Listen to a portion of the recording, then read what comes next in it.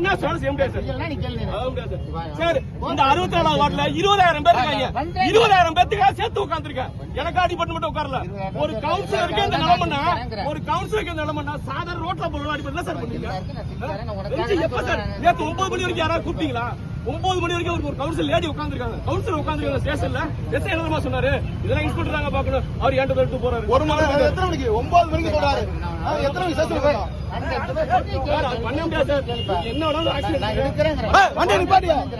வண்டி விடாத. உட்கார வண்டி விடாத.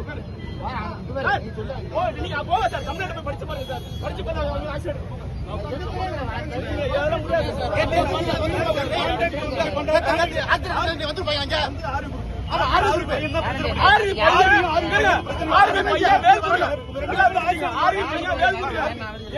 எங்க அம்மா குலமுயற்சி பண்ணிருக்காங்க.